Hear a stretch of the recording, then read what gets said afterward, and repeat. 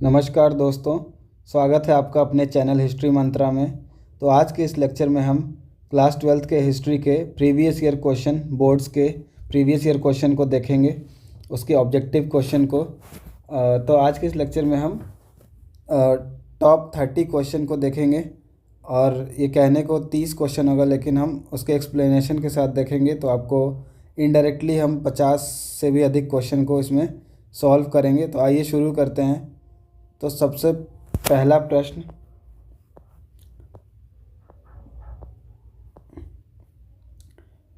है आपका, निम्नलिखित में से कौन सा पुरातत्व के अंतर्गत नहीं आता है?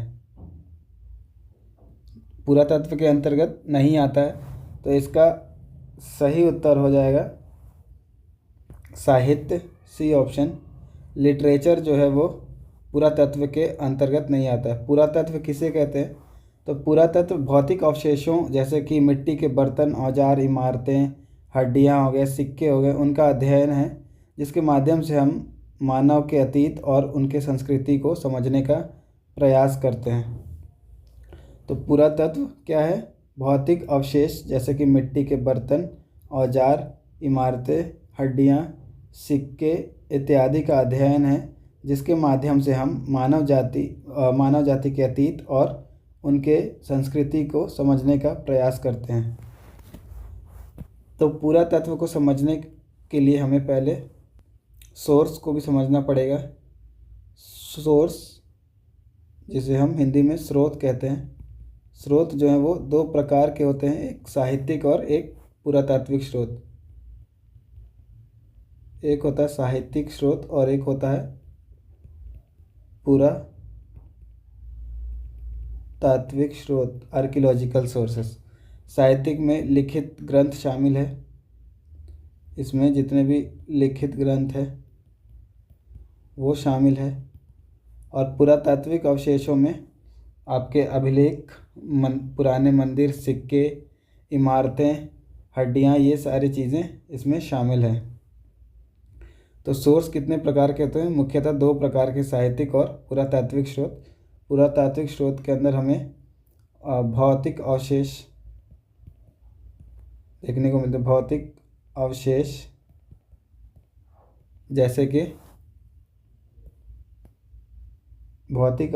जैसे कि मिट्टी के बर्तन हो गए,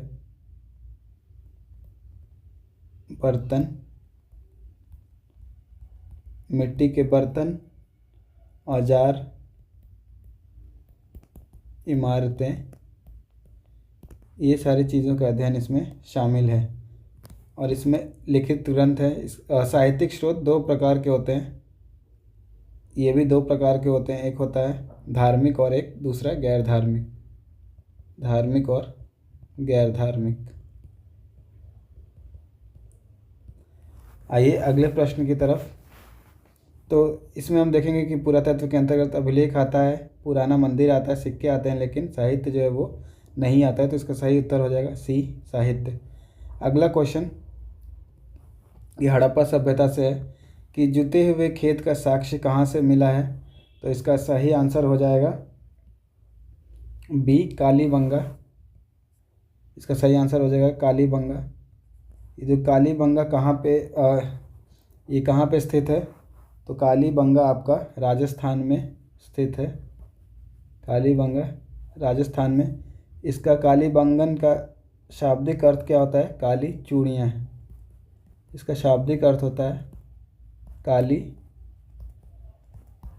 चूड़ियाँ।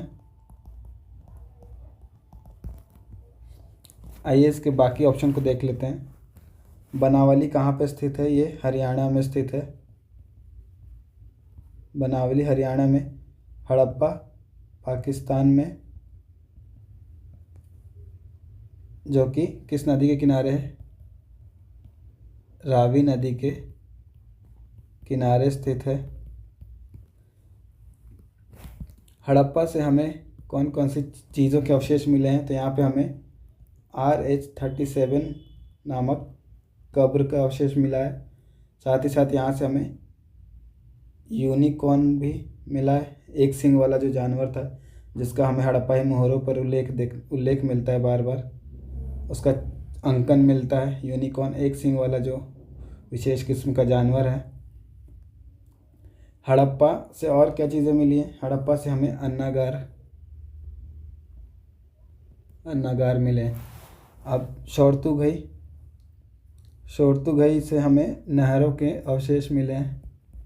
नहरों के अवशेष मिले हैं। आइए अगले क्वेश्चन पर चलते हैं।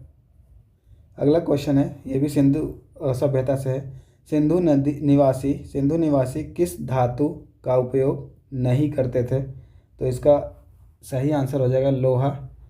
तो सिंधु घाटी के जो लोग थे वो लोग लोहा से परिचित नहीं थे।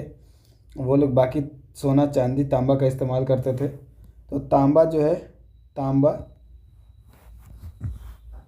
मानव द्वारा प्रयोग में लाया जाने वाला यह पहला धातु था। मानव द्वारा प्रयोग में लाया जाने वाला पहला धातु था ये। और तांबा राजस्थान का जो खेतड़ी वाला बेल्ट है, खेतड़ी क्षेत्र राजस्थान में, ये तांबे के लिए फेमस है। तो खेतड़ी कहाँ पे? राजस्थान में। और ये किस लिए फेमस है? तांबा यहाँ पे भारी मात्रा में उपलब्ध है। तांबे के लिए फेमस है खेतड़ी राजस्थान का। आइए अगला क्वेश्चन की ओर चलते हैं। चौथा क्वेश्चन, मेसोपोटामिया के लेख में किसे नाविकों का देश कहा गया है? तो मेसोपोटामियन स्क्रिप्ट में किसे महानाविकों का देश कहा गया है? तो ये इसका सही आंसर हो जाएगा मेलुहा।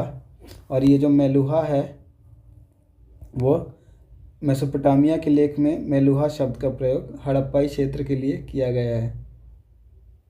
हड़प्पाई क्षेत्र के लिए इसका प्रयोग किया गया है।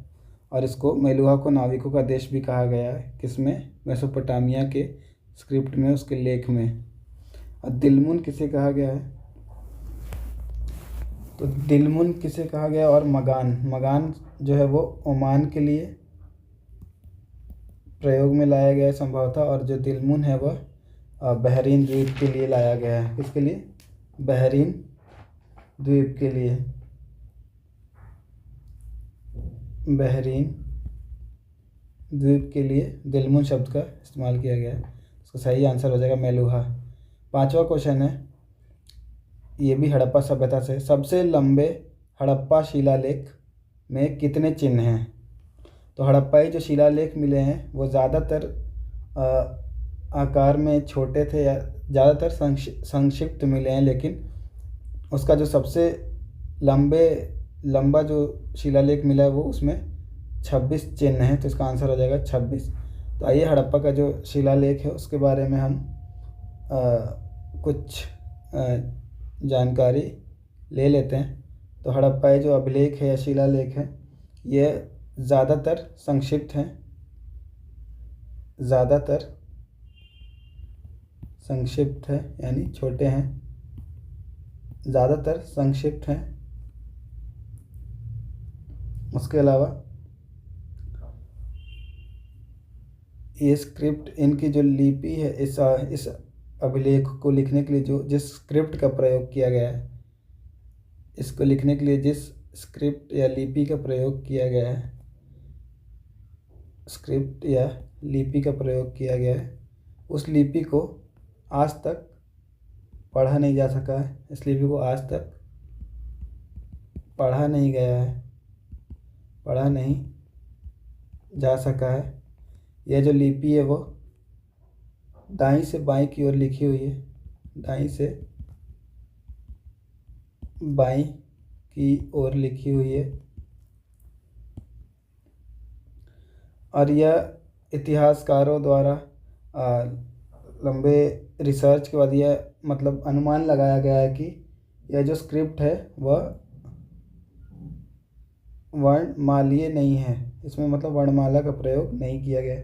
यह वर्णमालीय नहीं है, ऐसा अनुमान किस आधार पर लगाया गया है? तो इसमें हमें कई सारे चिन्ह देखने को मिले हैं। तो इसमें हमें लगभग 375 से चिन्हों की संख्या देखने को मिलती है। 375 से 400 चिन्हों की संख्या देखने को मिलती है। और इसी को देखते हुए इतिहासकारों ने यह अनुमान लगाया कि यह जो स्क्रिप्ट है वो वर्णमालीय तो नहीं है। तो आइए अगले क्वेश्चन की ओर बढ़ते हैं। क्वेश्चन नंबर 6, हड़प्पाई मुहर पर कनिंघम ने कब रिपोर्ट दिया?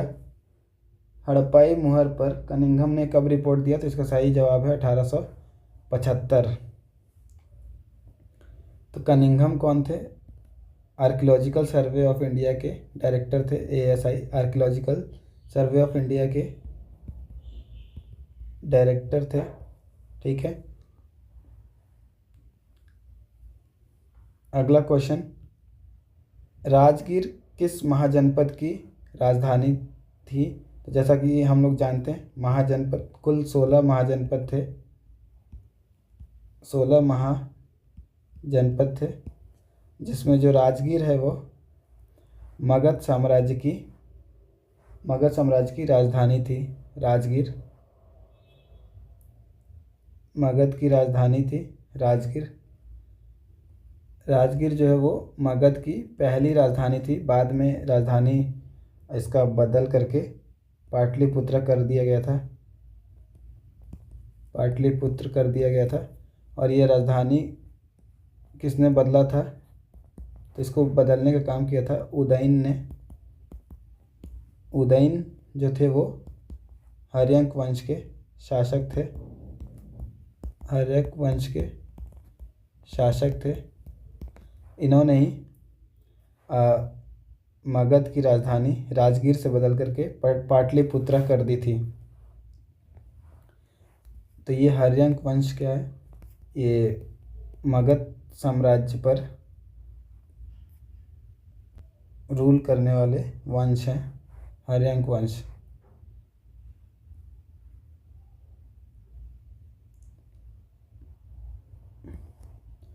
तो मगध साम्राज्य पर किन किन वंशों का शासन रहा? मगध साम्राज्य जो था उस पर सबसे पहले हर्यंक वंश का शासन था। हर्यंक वंश, उसके बाद आए शिशुनाग वंश, उसके बाद आए नंद वंश, फिर आए मौर्य वंश, उसके बाद आए शुंग वंश, फिर आए कर्ण वंश। तो हर्यंक सबसे पहले, दूसरे पर शिशुनाग, नंद वंश, चौथे पर मौर्य वंश, शुंग वंश और फिर कर्ण वंश। ये सभी वंश ने मगध साम्राज्य पर रूल किए, शासन किए। आइए अगले क्वेश्चन की ओर बढ़ते हैं। क्वेश्चन नंबर 8 है, अर्थशास्त्र किसने लिखी या अर्थशास्त्र किसकी पुस्तिका है? तो अर्थशास्त्र कौटिल्य की पुस्तक है।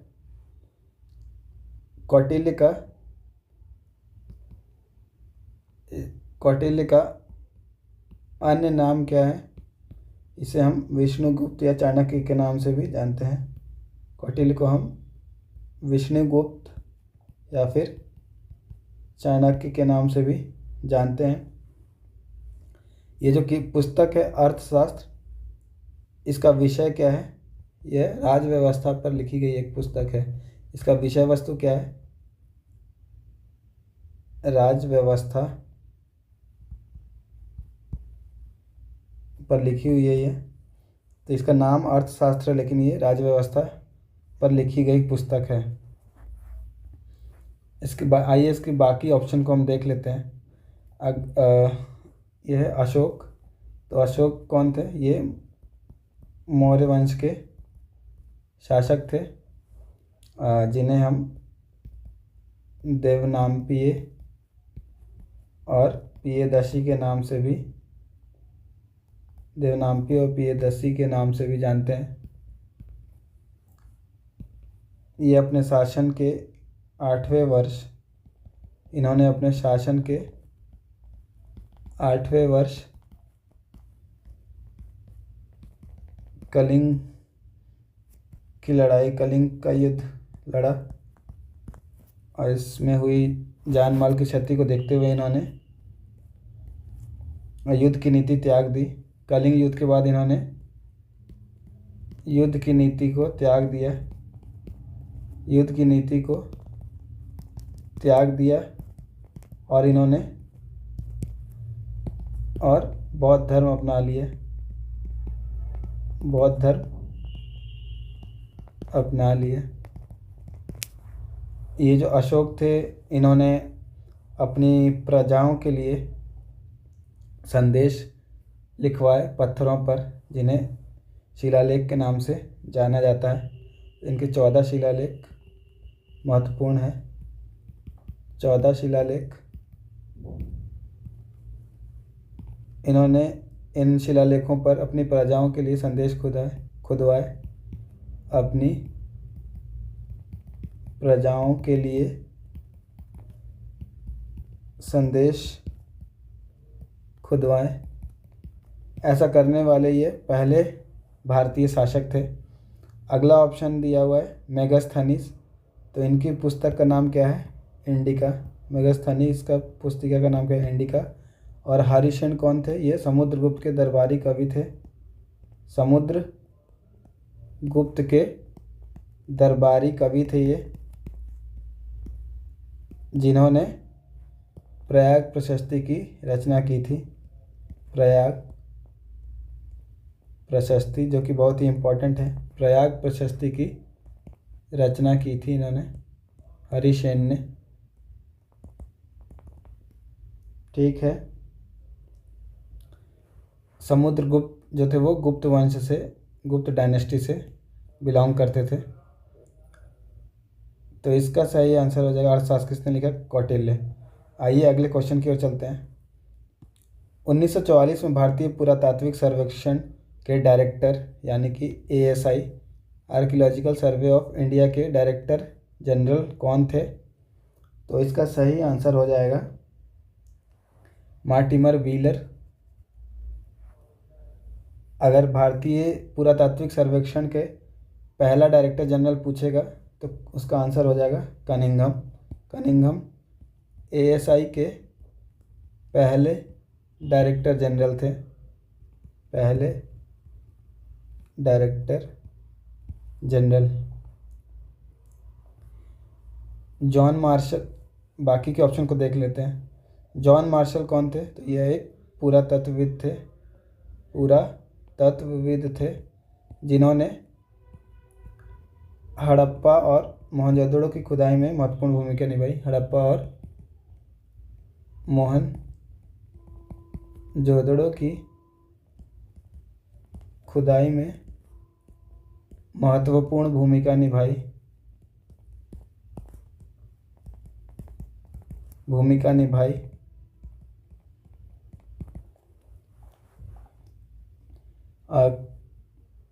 SR राव कौन थे? तो इन्होंने SR राव इन्होंने रंगपुर जो कि एक इम्पॉर्टेंट हड़प्पाई स्थल है, रंगपुर जो कि कहाँ पे है? गुजरात में। रंगपुर का इन्होंने उत्खनन कार्य किया, उत्खनन किया। तो आइए अगले प्रश्न की ओर चलते हैं। धम्म महामात्र की नियुक्ति किसने की? तो इसका सही जवाब हो जाएगा अशोक ने। अशोक ने कलिंग की लड़ाई के बाद युद्ध की नीति को त्याग दिया था और वो धम्म के रास्ते पर चलने लगे थे। तो धम्म क्या था? धम्म एक तरह का क्या था? नैतिक दिशा निर्देशों का एक समूह था। अशोक ने धम्म की शुरुआत की थी। धम्म क्या था? यह नैतिक दिशा निर्देशों का समूह था। इसमें नैतिक मूल्य दिए हुए थे। उसका यह एक नैतिक दिशा निर्देशों का समूह था। और धम्म के प्रचार प्रसार के लिए इन्होंने कुछ अधिकारियों की नियुक्ति की जिसको धम्म महामात्र के नाम से जाना जाता था। तो धम्म महामात्र ये ऐसे अधिकारी थे जिनकी नियुक्ति धम्म के प्रचार प्रसार के लिए की गई थी।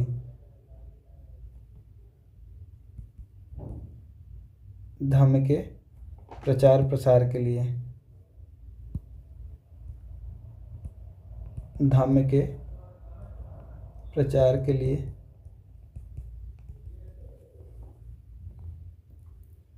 ठीक है, आइए अगले प्रश्न की ओर चलते हैं।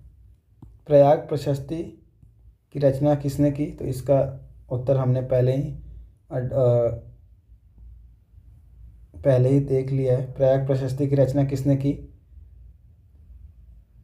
तो इसका सही आंसर हो जाएगा हरिसेन, जो कि किसके दरबारी कवि थे? समुद्रगुप्त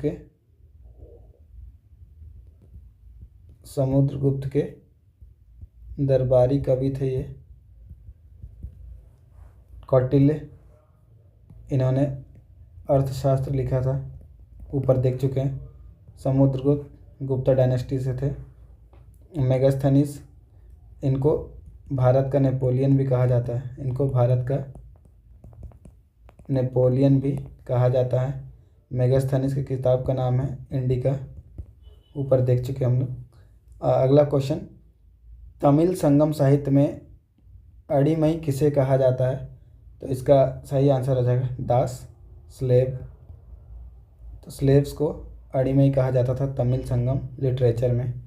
अगला क्वेश्चन नंबर 13, पाली भाषा में गृहपति किसे कहा जाता था? तो इसका सही आंसर हो जाएगा किसान। बेसिकली जो छोटे किसान होते थे, उनको गृहपति कहा जाता था। आइए अगले क्वेश्चन की ओर बढ़ते हैं। क्वेश्चन नंबर 14 है, चंद्रगुप्त द्वितीय का शासनकाल क्या था? तो इसका सही आंसर जाएगा 375 से 415 ईस्वी। क्वेश्चन नंबर 15, प्रभावती गुप्त किसकी पुत्री थी? तो प्रभावती गुप्त चंद्रगुप्त द्वितीय की पुत्री थी। अगला क्वेश्चन, चीनी यात्री फाहियान कब भारत आया? तो चीनी यात्री फाहियान जो है वो 5वीं शताब्दी ईसा पूर्व में भारत आया। और किसके काल में आया? चंद्रगुप्त द्वितीय के काल में। चंद्रगुप्त सेकंड के काल में फाहियान आया। आइए अगला क्वेश्चन नंबर 17, चीन के महान दार्शनिक कौन थे? तो चीन के महान दार्शनिक थे कन्फ्यूशियस, जिन्होंने कन्फ्यूशियसवाद को दिया था।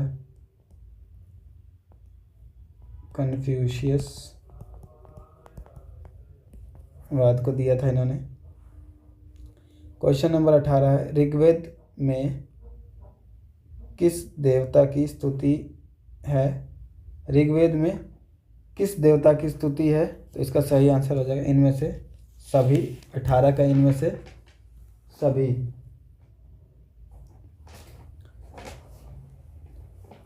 तो ऋग्वेद, जो हमारे 4 वेद हैं, ऋग्वेद सबसे पुराना है। ऋग्वेद सबसे पुराना वेद है।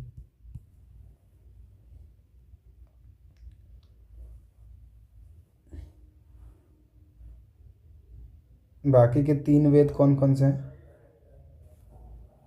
इसके अलावा बाकी के 3 वेद हैं सामवेद, अथर्ववेद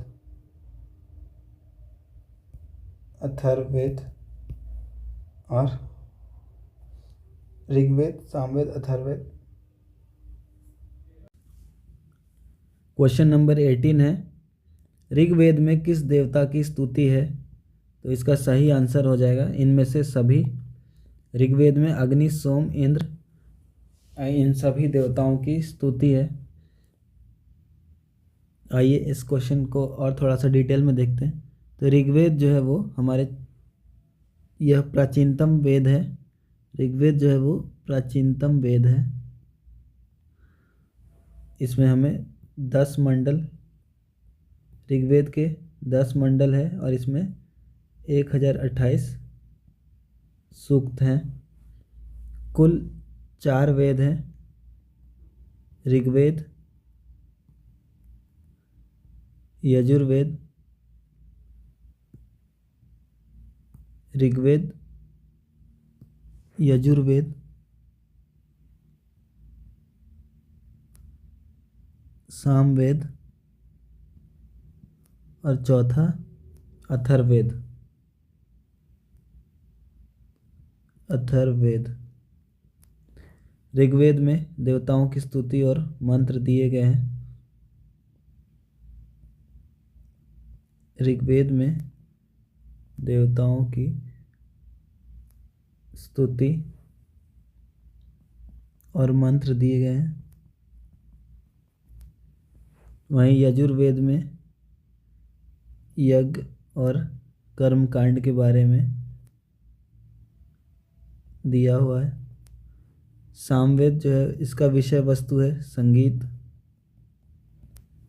और अथर्ववेद जो है इसमें हमें जादू टोना और तंत्र विद्या के बारे में उल्लेख इसमें मिलता है। अथर्ववेद में जादू टोना और तंत्र विद्या जैसे चीज़ों का इसमें उल्लेख मिलता है। अथर्ववेद सबसे नवीनतम वेद है, सबसे नया वेद अथर्ववेद है। सबसे प्राचीनतम वेद कौन सा है? ऋग्वेद है। आइए अगले क्वेश्चन की ओर बढ़ते हैं। अगला क्वेश्चन नंबर 19 है, तक्षशिला किस महाजनपद की राजधानी थी? अच्छा, इससे पहले कि हम क्वेश्चन नंबर 19 को देखें, आपके लिए एक प्रश्न है कि वेद त्रयी में कौन कौन से 3 वेद शामिल है? वेद त्रयी किसे कहा जाता है? तो ये इसका आंसर आप कमेंट सेक्शन में दोगे। वेद त्रयी में कौन कौन से वेद शामिल हैं? आइए अगला क्वेश्चन की ओर बढ़ते हैं। क्वेश्चन नंबर 19 है, तक्षशिला किस महाजनपद की राजधानी थी? तो इसका सही आंसर हो जाएगा गांधार। अगला क्वेश्चन, अच्छा ये कुल 16 महाजनपद हैं, कुल 16 महाजनपद है। इसका नाम और इसकी राजधानी आप याद करोगे, ये आपका होमवर्क है।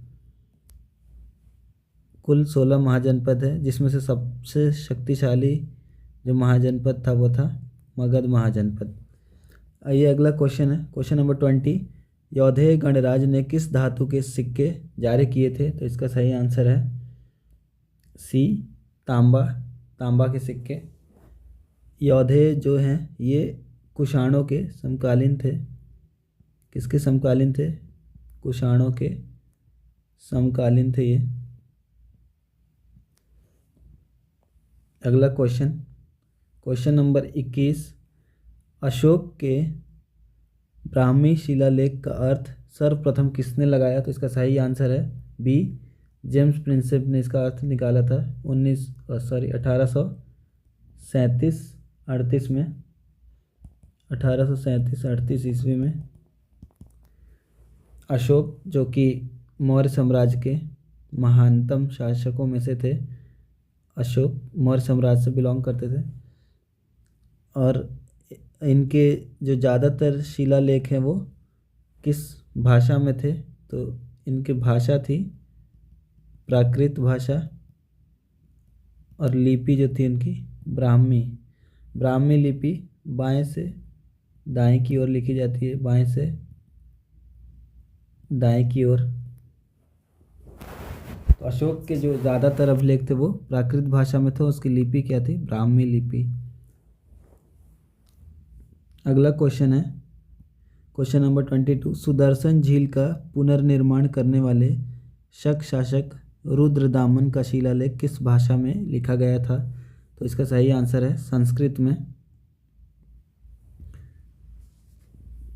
संस्कृत इसका सही आंसर है। इसमें एक और क्वेश्चन बन सकता है, जो रुद्रदामन थे वो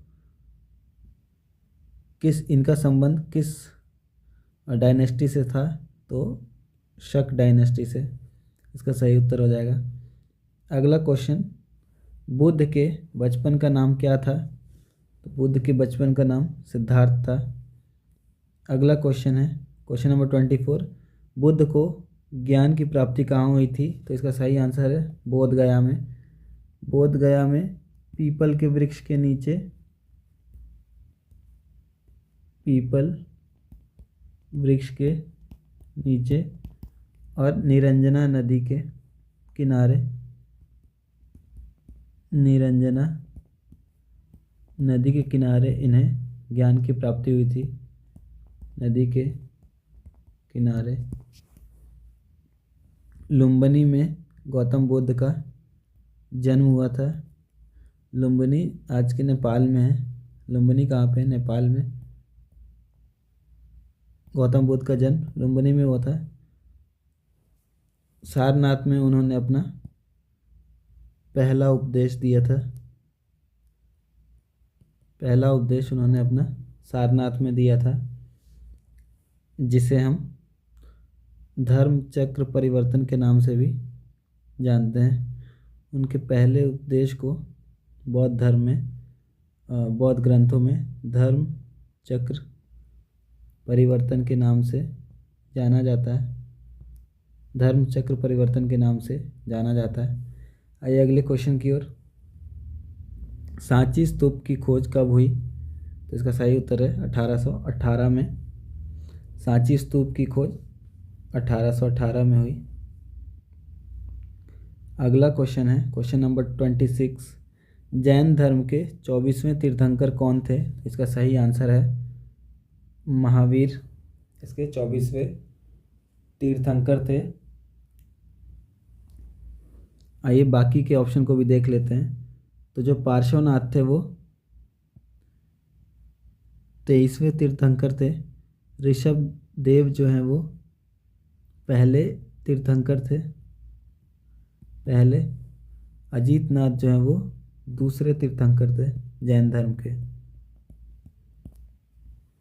इनके चिन्ह को भी देख लेते हैं। तो महावीर, जो पार्श्वनाथ थे उनका चिन्ह क्या था? उनका चिन्ह था सांप। ऋषभ देव का चिन्ह क्या था? ऋषभ देव का चिन्ह था वृषभ। वहीं महावीर का चिन्ह क्या था? शेर। और अजीत नाथ का चिन्ह क्या था? हाथी। आइए अगले क्वेश्चन की ओर। क्वेश्चन नंबर 27 है, अल बिरूनी ने किताब उल हिंद किस भाषा में लिखी? तो पहला सवाल तो आपका यही बन जाएगा, किताब उल हिंद किसकी पुस्तक है? तो अल बिरूनी की। यह किस भाषा में लिखी गई थी? तो यह थी अरबी भाषा में। किताब उल हिंद अरबी भाषा में थी। साथ ही साथ इस किताब में 80 अध्याय थे। कुल 80 अध्याय में बटा हुआ था। 80 अध्याय थे और प्रत्येक अध्याय में एक विशिष्ट तरह की शैली अपनाई गई थी। 80 अध्याय थे, प्रत्येक अध्याय में एक विशिष्ट शैली अपनाई गई थी।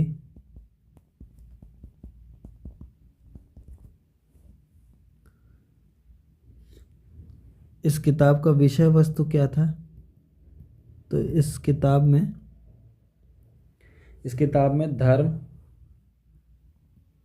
धर्म हो गया, दर्शन, धर्म, दर्शन और खगोल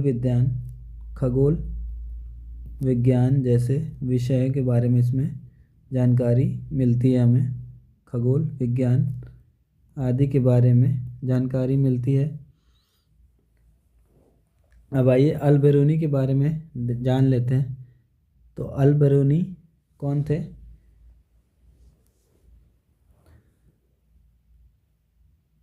अल बिरूनी एक यात्री थे। इनका जन्म 973 ईस्वी में ख्वारिज़म में हुआ था। ख्वारिज़म के ये रहने वाले थे, जो आज का उज़्बेकिस्तान है। आज का उज़्बेकिस्तान। है। ये 11वीं शताब्दी में भारत आए। 11th सेंचुरी में 11वीं शताब्दी में भारत आए। इन्होंने पतंजलि का अरबी भाषा में अनुवाद किया। पतंजलि का अल-बिरूनी ने पतंजलि का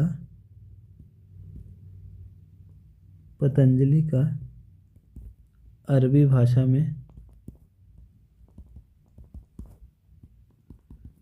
भाषा में अनुवाद किया।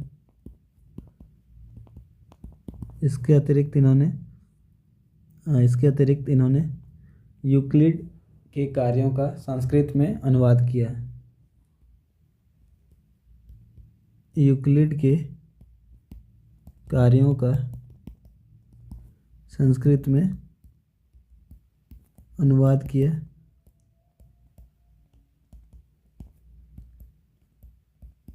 यूक्लिड एक गणितज्ञ थे। यूक्लिड के कार्यों का संस्कृत में अनुवाद किया। आइए अगले क्वेश्चन की ओर बढ़ते हैं। क्वेश्चन नंबर 28 है, इब्न बतूता को किसने दिल्ली का काजी नियुक्त किया? तो इसका सही आंसर है मोहम्मद बिन तुगलक, जो कि दिल्ली के सुल्तान थे। इन्होंने इब्न बतूता को दिल्ली का काजी नियुक्त किया था। आइए इब्न बतूता के बारे में थोड़ा सा जान लेते हैं। तो इब्न बतूता की एक प्रसिद्ध पुस्तक है जिसका नाम है रहला। रहला किसकी पुस्तक है? इब्न बतूता की, जो कि अरबी भाषा में लिखी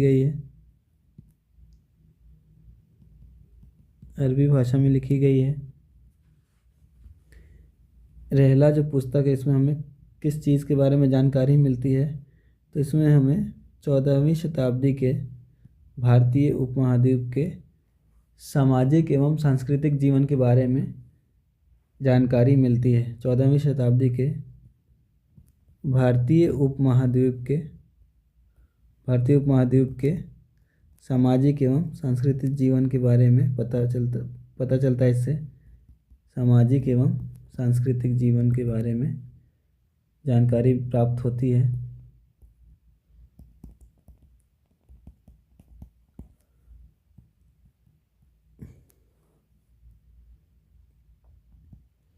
अल-बिरूनी ने अपनी यात्रा वृत्तांत में यहाँ के भारत के डाक व्यवस्था का भी वर्णन किया है। यहाँ की डाक व्यवस्था का वर्णन किया है। उन्होंने 2 प्रकार की डाक व्यवस्था का वर्णन किया है।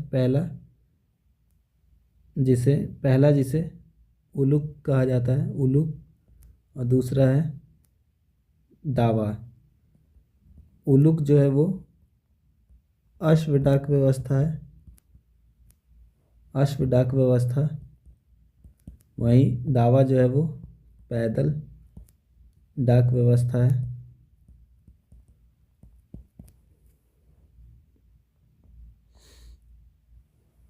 इब्न बतूता मोरक्को का रहने वाला था। तो अगले प्रश्न की ओर बढ़ते हैं। अगला क्वेश्चन है question number 29, travels in the Mughal empire के लेखक कौन थे? तो इसका सही आंसर है फ्रांसिस बर्नियर या फ्रांसवा बर्नियर। आइए इसके बारे में थोड़ा सा जान लेते हैं। तो फ्रांसवा बर्नियर पेशे से एक चिकित्सक था। इसके अलावा यह एक इतिहासकार भी था और दार्शनिक भी था। तो फ्रांसवा बर्नियर जो था वो पेशे से चिकित्सक था। ये 12 वर्षों तक भारत में रहा। 12 वर्षों तक भारत में रहा। कब से कब तक? 1656 से लेकर के 1656 से लेकर के 1668 तक, कुल 12 वर्षों तक भारत में रहा। और उस टाइम पर यहाँ पर मुग़ल साम्राज्य का राज हुआ करता था। तो ये मुख्यतः शाहजहां और औरंगजेब के काल में यहाँ पर था। और बर्नियर ने दाराशिकों के चिकित्सक के रूप में भी काम किया था। दाराशिकों के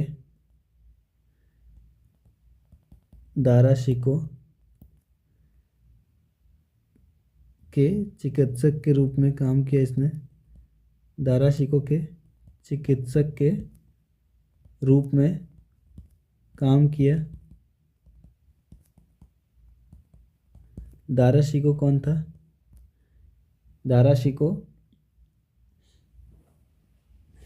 अकबर के बड़े बेटे का नाम था। आइए अगले क्वेश्चन की ओर बढ़ते हैं। क्वेश्चन नंबर 30, जो कि आज का अंतिम प्रश्न होगा। निम्नलिखित में से कौन यूरोपीय यात्री भारत में ही बस गया? तो इसका सही आंसर है मनुची। इसका सही आंसर है मनुची, जो कि कहाँ का यात्री था? मनुची इटली का यात्री था, इटली यात्री। वहीं बर्नियर जो है वो कहाँ से आया था? बर्नियर कहाँ से आया था? फ्रांस से। टेवर्नियर जो है, बर्नियर के बारे में हम यहाँ पे देख चुके हैं ऊपर में। टेवर्नियर जो है वो एक जौहरी था। टेवर्नियर एक जौहरी था और कहाँ से आया था? फ्रांस से आया था। टेवर्नियर ने अपनी यात्रा वृतांत में भारत की टेवर्नियर जो था वो भारत के व्यापारिक स्थिति से काफ़ी प्रभावित था। यह भारत की व्यापारिक स्थिति से काफ़ी प्रभावित था। यहाँ की व्यापारिक स्थिति से काफ़ी प्रभावित था और उसने इसकी तुलना उसने किससे की? इसकी तुलना उसने ईरान और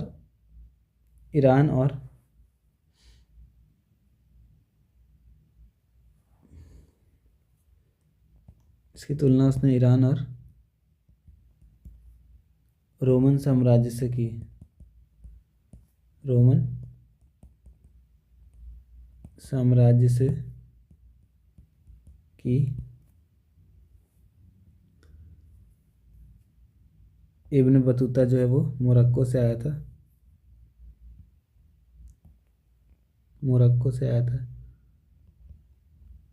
इसने एक पुस्तक लिखी थी जिसका यात्रा वृतांत था।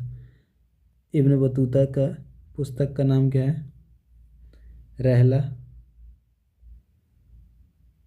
इब्न बतूता की पुस्तक का नाम क्या है? रहला, जो कि हम ऊपर देख चुके हैं ऑलरेडी।